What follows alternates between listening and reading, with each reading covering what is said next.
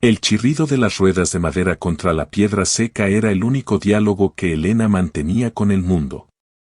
Hacía apenas 3 días que había cerrado la puerta de la que fue su casa por 20 años, dejando atrás no solo una estructura de adobe, sino los restos de una vida que el destino se había encargado de desmantelar pieza por pieza.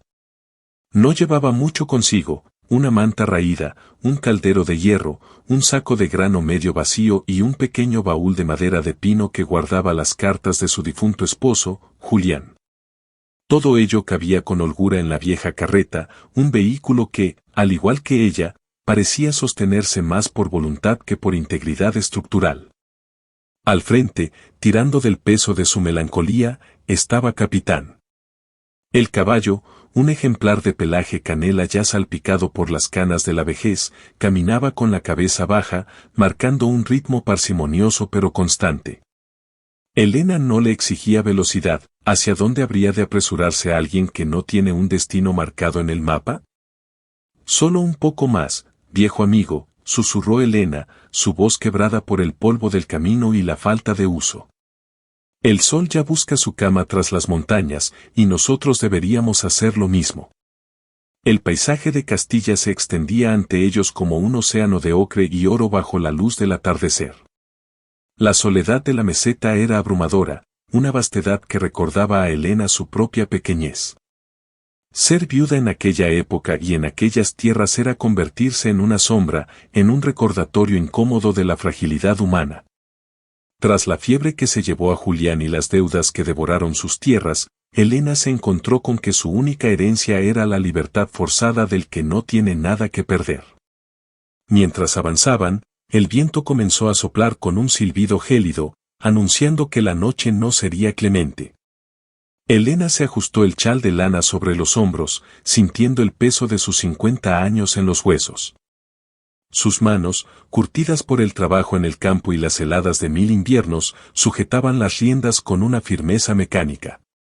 No sentía miedo, pues el miedo requiere un apego a algo que se teme perder, y ella ya había entregado sus mayores tesoros a la tierra. De repente, Capitán se detuvo en seco. Sus orejas se irguieron y un leve resoplido escapó de sus belfos. Elena oteó el horizonte. A lo lejos, donde el camino se bifurcaba hacia un valle profundo y poco transitado, se divisaba la silueta de un antiguo puente de piedra. No había luces de pueblos cercanos, ni el humo de una chimenea que prometiera refugio. Solo el silencio, ese silencio espeso que precede a las grandes transformaciones. ¿Qué pasa, capitán? ¿Ves algo que yo no? Preguntó ella, acariciando el aire con la mirada. Decidió que aquel valle, protegido por las faldas de la sierra, sería un mejor lugar para pasar la noche que la llanura expuesta. Dio al caballo fuera del camino principal, adentrándose en una senda flanqueada por robles antiguos cuyos troncos retorcidos parecían guardianes de un tiempo olvidado. Cada paso de la carreta sobre la hojarasca seca sonaba como un trueno en la quietud de la tarde. La tristeza de Elena no era una desesperación ruidosa, sino una aceptación silenciosa. Al mirar hacia atrás, veía los fantasmas de su pasado, la sonrisa de Julián, el olor del pan recién horneado, el sonido de las campanas de su aldea. Al mirar hacia adelante, solo veía la incertidumbre. Sin embargo, en lo más profundo de su ser, una chispa de instinto, de pura supervivencia, la empujaba a seguir. No buscaba una fortuna, solo un rincón donde la lluvia no calara sus huesos y donde pudiera recordar sin el peso del juicio ajeno. Al llegar a la entrada del valle, el sol finalmente se ocultó, dejando un rastro de violetas y sombras alargadas. El aire se volvió más denso, cargado con el aroma de los pinos y la humedad de un arroyo cercano. Elena detuvo la carreta bajo la copa de un roble centenario. Suspiró profundamente, sintiendo como el cansancio finalmente reclamaba su tributo. Mañana sería otro día de andar sin rumbo, de ser una hoja llevada por el viento. O al menos eso pensaba ella, sin saber que el destino, a veces, nos quita todo solo para dejarnos el espacio suficiente para encontrar algo que nunca supimos que necesitábamos. Con dedos entumecidos, comenzó a preparar un pequeño fuego, mientras Capitán buscaba un poco de hierba tierna entre las raíces del árbol. La noche caía sobre la viuda y su carreta, envolviéndolos en un abrazo frío pero misterioso. La primera noche en el valle fue un ejercicio de resistencia. Elena se acurrucó en la parte trasera de la carreta, envuelta en todas las mantas que poseía, escuchando el crujir de la madera y el rítmico masticar de Capitán. El frío de la montaña no era como el de la llanura, era un frío húmedo que se filtraba por las rendijas del alma. Sin embargo, a pesar de la incomodidad, Elena durmió un sueño profundo y sin sueños, como si el mismo valle la hubiera arrullado para protegerla de sus propios recuerdos. Al despertar, una densa niebla blanca envolvía la carreta, transformando los robles en figuras fantasmagóricas. El mundo parecía haber desaparecido, dejando solo a la viuda, a su caballo y aquel pequeño círculo de tierra húmeda. Elena encendió los restos de la hoguera para calentar un poco de agua. Mientras soplaba sobre las brasas, notó algo extraño. Capitán no estaba pastando, sino que miraba fijamente hacia la espesura de la niebla, con el cuello estirado y las fosas nasales vibrando. ¿Otra vez, viejo amigo?, murmuró Elena, sintiendo un escalofrío que no tenía nada que ver con la temperatura. ¿Hay alguien ahí? No hubo respuesta, salvo el goteo constante del rocío cayendo de las hojas. Pero la curiosidad, un sentimiento que Elena creía haber perdido junto con su hogar, comenzó a despertar en su pecho. Tras un desayuno frugal de pan duro y agua, enganchó de nuevo al Capitán. En lugar de regresar al camino principal, algo, un instinto, una corazonada, la impulsó a seguir la senda que se internaba más profundamente en el valle. A medida que avanzaban, la niebla empezó a disiparse bajo el asedio del sol matutino. El paisaje que se reveló ante sus ojos era de una belleza sobrecogedora y melancólica. El valle se estrechaba, flanqueado por riscos de piedra caliza que parecían murallas naturales. El arroyo que había escuchado la noche anterior apareció a su derecha, un hilo de plata viva que saltaba sobre las rocas con un murmullo alegre. Tras 2 horas de marcha lenta, el camino dio un giro brusco tras un saliente rocoso y Elena tiró de las riendas con fuerza. Sus ojos se abrieron de par en par. Ante ella, oculto por la vegetación y el tiempo, se alzaba lo que alguna vez fue una pequeña aldea o un asentamiento monástico. Solo quedaban en pie 3 estructuras, una pequeña capilla de piedra con el techo parcialmente hundido, un murete que delimitaba un huerto ahora invadido por la maleza, y una casa de 2 plantas que, milagrosamente, conservaba gran parte de su techumbre de pizarra. Elena bajó de la carreta con las piernas temblorosas. Sus botas se hundieron en la hierba alta. El lugar emanaba una paz profunda, un silencio que no era de muerte, sino de espera. Se acercó a la casa principal. La puerta de madera maciza colgaba de una sola bisagra, invitándola a pasar. «Bola», dijo en voz baja, y su propia voz le sonó extraña en aquel lugar sagrado. Al entrar, el olor a polvo y tiempo la envolvió. La luz del sol se filtraba por las ventanas sin cristales, dibujando senderos de motas doradas en el aire. En el centro de la estancia principal había una gran chimenea de piedra, y sobre la repisa, un pequeño tintero de cerámica seca. No había muebles, solo el esqueleto de una vida pasada. Elena caminó hasta el centro de la habitación y cerró los ojos. Por un momento, no sintió el peso de su viudez ni la incertidumbre de su futuro. Sintió una extraña pertenencia, como si las piedras de aquel lugar la reconocieran. Salió al exterior y caminó hacia el antiguo huerto. Entre las zarzas y los cardos, distinguió la forma de unos rosales silvestres y los restos de un canal de riego que venía desde el arroyo. Su mente, antes nublada por la pena, empezó a trabajar con una claridad asombrosa. Aquí hay agua, pensó. Aquí hay piedra para reparar los muros. Aquí hay tierra que solo espera una mano que la cuide. Pero entonces, el miedo regresó. Ella era solo una mujer sola, con un caballo viejo y una carreta desvencijada. ¿Cómo podría reclamar un lugar que seguramente pertenecía a algún noble o a la iglesia? ¿Cómo podría sobrevivir al invierno que se avecinaba en aquel aislamiento? Se volvió hacia Capitán, que había comenzado a beber del arroyo con una avidez que Elena no le veía desde hacía años. El animal parecía haber rejuvenecido en aquel entorno. Elena se sentó en una piedra plana junto a la corriente y hundió sus manos en el agua helada. Se lavó la cara, dejando que el frío despertara sus sentidos. Si el mundo me ha olvidado, susurró para sí misma, quizá este sea el lugar perfecto para que yo también olvide al mundo. No sabía de quién era este lugar, ni por qué había sido abandonado, pero sintió que el azar no la había traído hasta aquí. Había un propósito en el andar sin rumbo, una lógica oculta en su pérdida. Elena miró la casa, luego su carreta, y por primera vez en meses, una pequeña y decidida sonrisa asomó a sus labios. No sería fácil, pero ella sabía trabajar. Sabía lo que era luchar contra la tierra y contra el silencio. Esa tarde, no preparó su cama en la carreta. Con un esfuerzo titánico, limpió un rincón de la casa principal, barriendo el polvo con unas ramas de brezo. Colocó su manta sobre el suelo de piedra y encendió una pequeña lumbre en la gran chimenea. Mientras el humo ascendía por el cañón hacia el cielo estrellado, Elena comprendió que ya no estaba huyendo. Había encontrado un punto de partida. La primera mañana que Elena despertó dentro de los muros de la vieja casona, el silencio no le resultó aterrador. A diferencia de su antigua casa, donde el vacío de la ausencia de Julián resonaba en cada esquina, este nuevo lugar estaba lleno de una presencia antigua y serena. La luz del alba entraba en láminas diagonales por las ventanas abiertas, revelando la magnitud del trabajo que tenía por delante.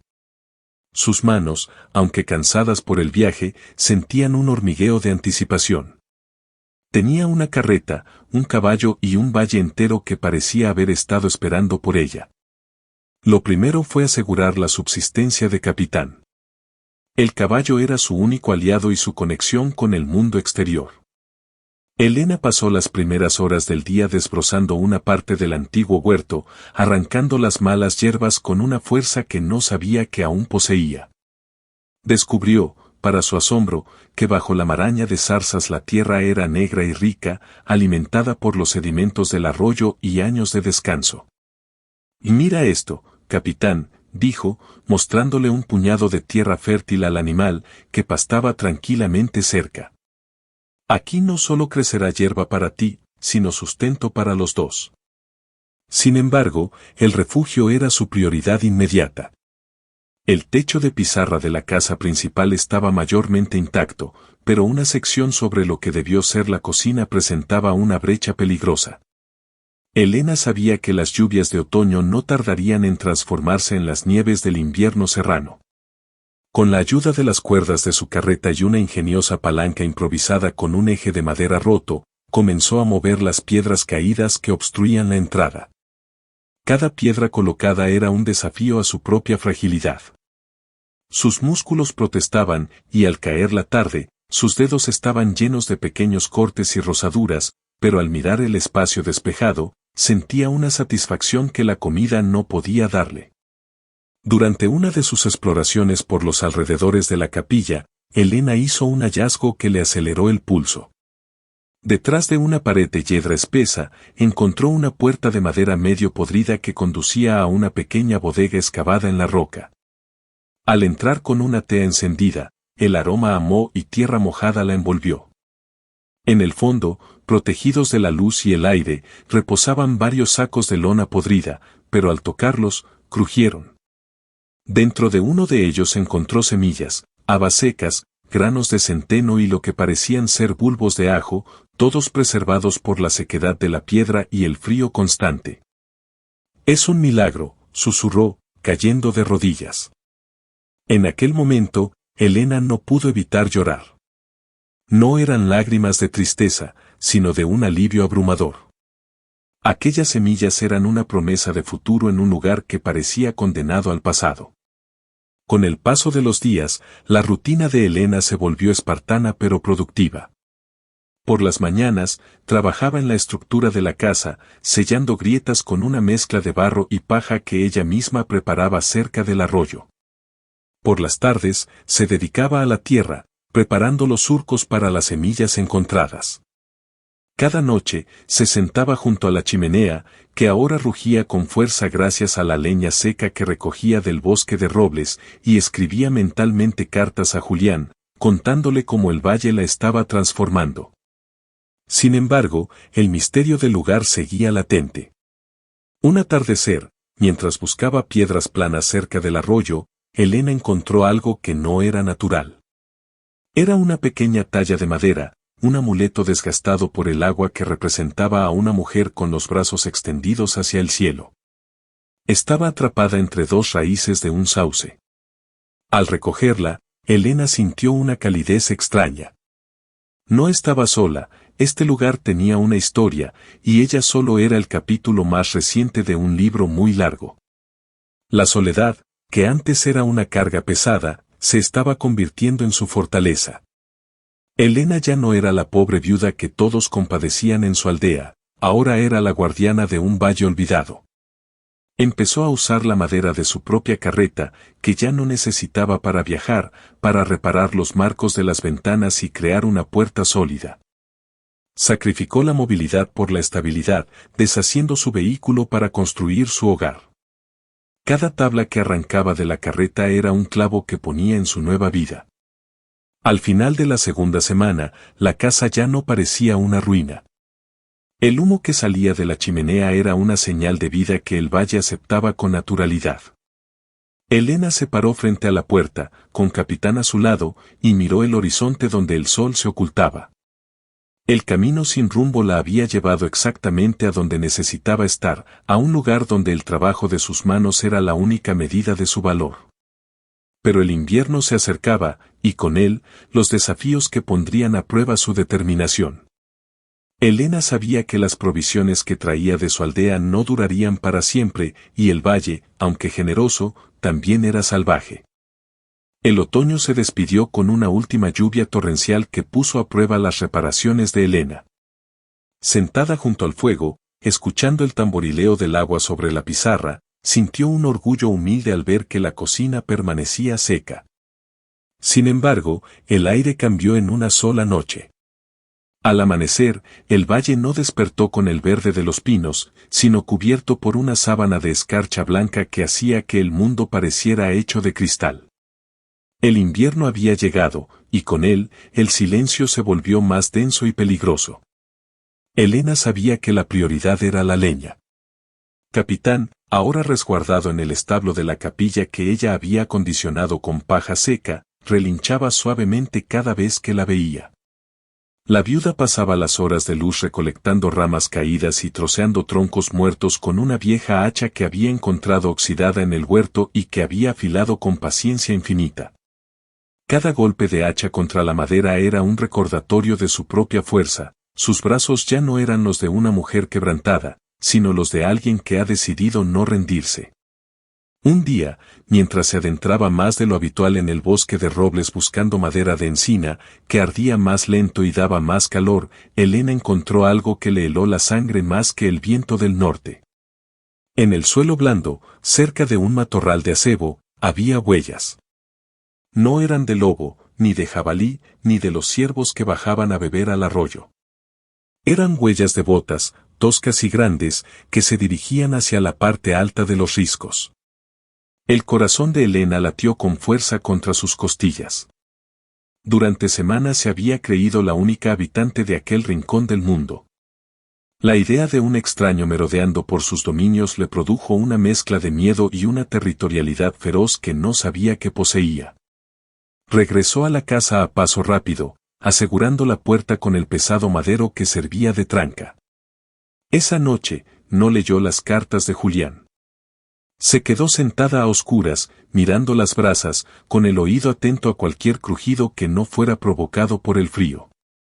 A la mañana siguiente, la curiosidad venció al temor. Elena era una mujer que había perdido su hogar una vez, no iba a permitir que el miedo se lo quitara de nuevo. Se calzó sus botas reforzadas, tomó un bastón de fresno y decidió seguir el rastro antes de que la nieve que empezaba a caer lo borrara. El camino ascendía de forma serpenteante hacia una cueva natural situada a media ladera.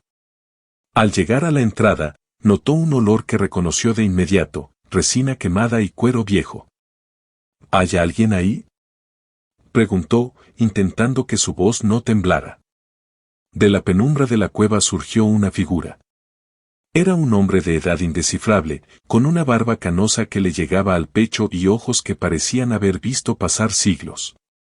Vestía con pieles de animal y cargaba un fardo de hierbas secas. Al ver a Elena, no mostró sorpresa, sino una especie de reconocimiento melancólico. «¿Has tardado en subir, viuda?», dijo el hombre con una voz que sonaba como el crujir de las piedras. Elena retrocedió un paso, sorprendida. «¿Quién es usted? ¿Cómo sabe quién soy? Sé que has limpiado la casa del viejo monasterio. Sé que has plantado las semillas que los monjes dejaron para tiempos de necesidad. El valle me cuenta cosas, mujer. Soy Mateo, y hace años que cuido de este lugar desde las sombras». Mateo no era un peligro, sino un ermitaño que había hecho del valle su refugio mucho antes de que Elena llegara. A través de una conversación cautelosa, Elena descubrió que el hombre conocía cada secreto de la tierra, donde encontrar las mejores raíces medicinales, como predecir las tormentas observando el vuelo de las águilas y, lo más importante, porque la aldea había sido abandonada décadas atrás tras una peste que no dejó a nadie para reclamar las piedras. «Este lugar no tiene dueño ante los hombres», le dijo Mateo, extendiendo una mano llena de callos hacia el valle. «Pero ante Dios, es de quien le devuelve la vida. Tú lo estás haciendo». Aquel encuentro cambió la perspectiva de Elena. Ya no era una náufraga sola en una isla, tenía un vecino silencioso, un guardián que, a cambio de un poco del pan que ella empezaba a hornear en el horno de piedra recuperado, le traía carne de caza y pieles para protegerse del frío extremo. La soledad se transformó en una comunidad de dos. Elena aprendió a escuchar al valle a través de las enseñanzas de Mateo. Aprendió que su llegada no fue un azar, sino una respuesta a la necesidad del lugar de ser amado de nuevo. Sin embargo, el invierno aún tenía una última lección para ella. Una tormenta de nieve como no se recordaba en años estaba por caer, amenazando con sepultar sus sueños bajo un manto de hielo. La advertencia de Mateo no fue en vano. 3 días después de su encuentro en la cueva, el cielo se tiñó de un color plomo opaco y el viento comenzó a aullar con una frecuencia que hacía vibrar las pizarras del tejado. La gran tormenta de nieve llegó con una violencia inusitada, borrando los senderos, ocultando el arroyo y confinando a Elena en los muros de su nueva morada. Durante 48 horas, el mundo exterior dejó de existir, solo quedaba el calor de la chimenea y el sonido rítmico de su propia respiración. Elena se mantenía ocupada para no permitir que el pánico se instalara en su pecho. Derretía nieve para beber y alimentaba a Capitán a través de un pasadizo interno que había logrado conectar con el establo improvisado. Sin embargo, en la segunda noche, el peso de la nieve acumulada en el tejado de la antigua capilla, anexa a la casa, provocó un estruendo aterrador. Una sección del suelo, debilitada por siglos de humedad y el peso de los escombros caídos, cedió por completo, abriendo una brecha hacia las profundidades de la estructura. Preocupada por la estabilidad de toda la construcción, Elena tomó un farol y se acercó a la brecha. El frío que emanaba del agujero era distinto, un frío antiguo y seco. Con cuidado, bajó por una escalera de madera que había construido semanas atrás. Lo que encontró no fue una simple fosa, sino una pequeña cripta olvidada que el tiempo había sellado. Las paredes estaban revestidas de frescos desgastados que representaban escenas de siega y vendimia.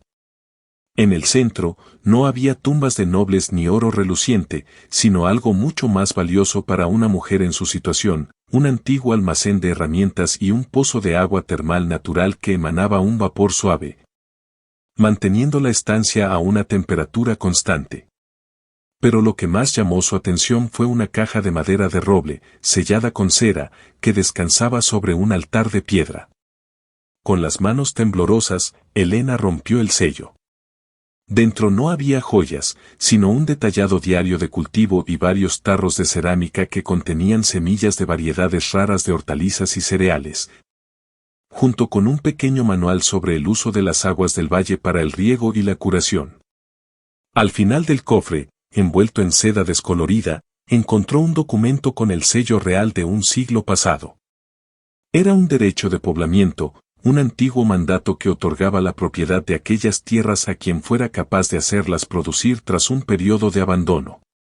Julián, susurró Elena, apretando el documento contra su pecho. No estoy usurpando nada. Este lugar estaba esperando que alguien lo reclamara con sudor y esperanza. El hallazgo del pozo térmico fue la clave para su supervivencia. Mientras afuera la nieve alcanzaba los 2 metros de altura, Elena utilizó el calor del agua subterránea para evitar que sus escasas provisiones se congelaran y para mantener a Capitán caliente. El valle no solo le había dado un techo, sino que le estaba revelando sus venas de vida para protegerla. Días después, cuando la tormenta amainó y el sol volvió a brillar sobre un paisaje de blancura cegadora, Elena salió al exterior. Se encontró con Mateo, quien bajaba de los riscos con raquetas de madera en los pies. El ermitaño se detuvo al ver el humo constante de la chimenea y a Elena trabajando con una pala para abrir camino hacia el huerto. «Ha sobrevivido a la prueba de la montaña», dijo Mateo, acercándose. Pocos hombres habrían resistido este encierro sin perder la cabeza. «No solo he sobrevivido, Mateo», respondió ella con una chispa de determinación en sus ojos. «He encontrado la raíz de este lugar. He encontrado el permiso para quedarme». Elena le mostró el documento y le habló del pozo. El ermitaño asintió lentamente, una pequeña sonrisa perdiéndose entre su barba. Él sabía que el valle elegía a sus habitantes, y Elena había sido elegida no por su riqueza, sino por su capacidad de reconstruir desde las cenizas. Con la seguridad de que el lugar era legítimamente suyo por ley antigua y por esfuerzo presente, Elena pasó el resto del invierno planificando. Ya no era una mujer que huía de la pobreza, era una colonia que preparaba el renacimiento de una aldea. El miedo a ser expulsada se había desvanecido, reemplazado por una ambición noble, convertir esas ruinas en un hogar donde otros que, como ella, lo hubieran perdido todo, pudieran encontrar refugio en el futuro. La pobre viuda de la carreta y el caballo se había convertido en la señora del valle, y la primavera, que ya empezaba a intuirse en el deshielo del arroyo, prometía ser el comienzo de una leyenda. La primavera no llegó al valle con un susurro, sino con el estruendo del agua.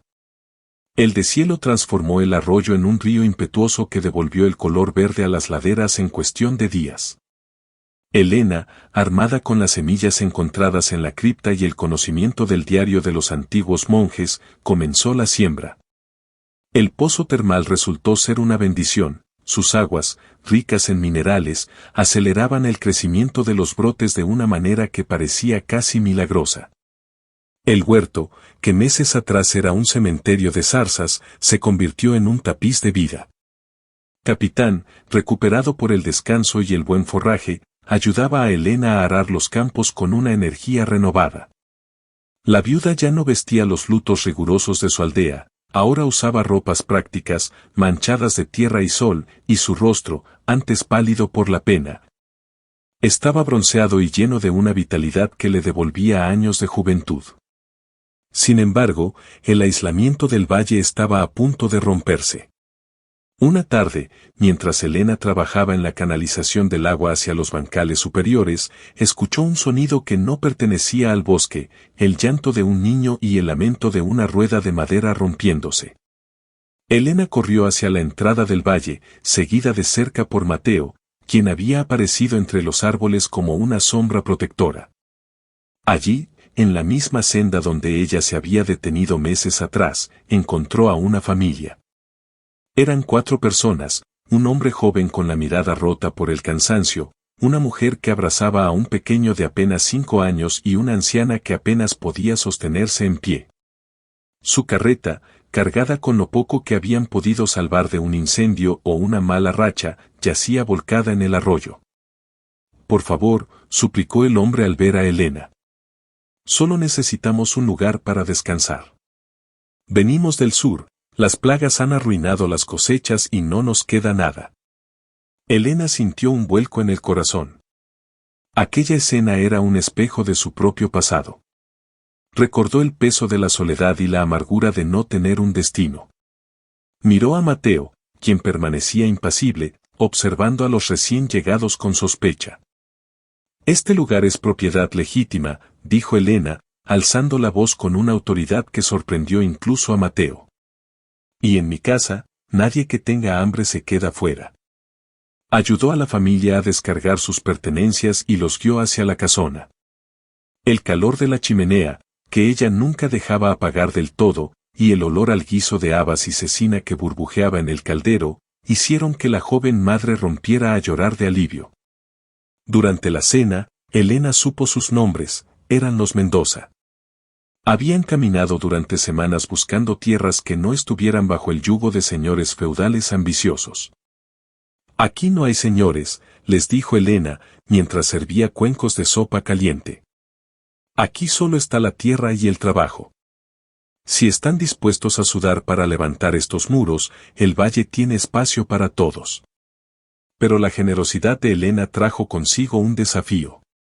El hombre, llamado Tomás, era un carpintero habilidoso, pero su llegada también atrajo la atención de las aldeas más cercanas.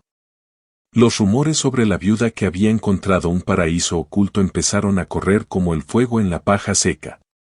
Pocos días después, un grupo de hombres armados, enviados por el corregidor de la villa más cercana, llegó al valle. Alegaban que las tierras pertenecían a la corona y que Elena debía pagar impuestos atrasados o abandonar el lugar. Se plantaron frente a la casa con arrogancia, menospreciando a la mujer que, según ellos, solo ocupaba unas ruinas. Elena no se amilanó. Entró en la casa y regresó con el documento de derecho de poblamiento que había encontrado en la cripta. Este sello es del rey, dijo ella, extendiendo el pergamino con firmeza. Dice claramente que estas tierras son de quien las trabaje tras su abandono. He pasado el invierno aquí, he reparado el techo y he sembrado la semilla. El valle ya tiene dueña, y si quieren cobrar impuestos, primero deberán demostrar que han puesto una sola piedra en este lugar para protegerlo. La determinación de Elena, respaldada por la figura imponente de Mateo que observaba desde el bosque con su arco de caza en la mano, hizo que los hombres retrocedieran. No esperaban encontrar una ley antigua ni una voluntad tan férrea. Esa noche, bajo las estrellas, Elena comprendió que su misión había cambiado. Ya no se trataba solo de su supervivencia. El valle estaba destinado a ser un santuario para los desposeídos. Con la ayuda de los Mendoza, empezó a planear la reconstrucción de la pequeña capilla y de las otras casas en ruinas. La pobre viuda ya no estaba sola, estaba fundando una comunidad. El verano llegó al valle con una explosión de color y abundancia que nadie en la región recordaba. Lo que comenzó con una mujer, un caballo viejo y una carreta desvencijada, se había transformado en un pequeño asentamiento lleno de vida. Las ruinas ya no eran esqueletos de piedra, ahora eran hogares con cortinas de lino en las ventanas y flores en los alféizares. Los Mendoza se habían convertido en los pilares de la nueva aldea, y bajo la dirección de Tomás, la antigua capilla había sido restaurada, no solo como lugar de oración, sino como un granero comunitario donde se guardaba la cosecha del esfuerzo colectivo. Elena se encontraba en lo alto de la colina, mirando hacia abajo. El huerto era ahora un vergel de hortalizas gigantes, y los campos de centeno ondulaban con el viento como un mar dorado. Capitán, que ahora disfrutaba de una jubilación bien merecida en los prados más tiernos, relinchó al verla. Elena sonrió, sintiendo que la paz que tanto había buscado no era un lugar en el mapa, sino un estado del alma que se construye con las manos. «Has creado algo hermoso, Elena», dijo una voz a su espalda. Era Mateo. El ermitaño, aunque seguía prefiriendo su cueva, bajaba ahora con frecuencia para compartir la cena y enseñar a los niños de los Mendoza los secretos del bosque. «No lo hice yo sola, Mateo», respondió ella, mirando sus manos, que ya no tenían cicatrices de dolor, sino la fuerza de la tierra. El valle nos dio la oportunidad, nosotros solo tuvimos que ser lo suficientemente valientes para tomarla. La fama del Valle de la Viuda, como empezaron a llamarlo, se extendió. Ya no venían hombres armados a reclamar impuestos, sino otros viajeros que habían perdido el rumbo, un anciano tejedor que no tenía familia, una joven huérfana que buscaba trabajo, y familias enteras que escapaban de la miseria. Elena los recibía a todos bajo la misma condición. En este lugar, el pasado no importaba tanto como la voluntad de trabajar por el futuro. Un atardecer, Elena decidió que era hora de hacer un último gesto de cierre con su vida anterior. Fue a la casona y sacó el pequeño baúl de pino que contenía las cartas de Julián. Se sentó junto al arroyo y leyó la última de ellas una vez más. Las palabras de su esposo hablaban de amor y de esperanza, de la promesa de un hogar que nunca verían juntos. «Ya estamos en casa, Julián», susurró ella al viento. En lugar de guardar las cartas, Elena tomó las semillas más raras que aún le quedaban de la cripta y, con un trozo de cordel, ató una semilla a cada carta. Luego, las enterró en el centro de la plaza de la aldea, donde había plantado un joven roble. Era su forma de decir que el amor del pasado era ahora el abono del presente. Con el tiempo, Elena dejó de ser vista como una pobre viuda. Se convirtió en la matriarca, en la consejera, en la mujer que sabía hablar con las piedras y entender el idioma de la lluvia. El valle, una vez olvidado por el mundo, se convirtió en un faro de prosperidad y justicia. Aquellos que llegaban sin nada encontraban una carreta lista para ser usada, herramientas para labrar y una comunidad que no los juzgaba por su pobreza, sino que los valoraba por su humanidad. Años después, cuando Elena finalmente cerró los ojos por última vez, no lo hizo con la amargura de quien ha perdido, sino con la serenidad de quien ha multiplicado. Se dice que en las noches de verano, cuando el viento sopla suave entre los robles del valle, aún se puede escuchar el chirrido de una vieja carreta. No es un sonido de tristeza, sino un recordatorio para todos los caminantes, que no importa cuán perdido estés, ni cuán poco lleves contigo, si tienes el valor de seguir andando sin rumbo, la vida siempre te encontrará un hogar. Elena murió siendo la mujer más rica de la comarca, no por el oro en sus arcas, sino por el rastro de vida que dejó tras de sí. Y así, la historia de la viuda que solo tenía una carreta y un caballo pasó a ser la leyenda de la mujer que construyó un mundo entero a partir del silencio. Si te ha gustado esta historia, no olvides darle a me gusta y suscribirte al canal para no perderte los próximos capítulos. Activa la campanita para que YouTube te avise siempre que suba un nuevo video.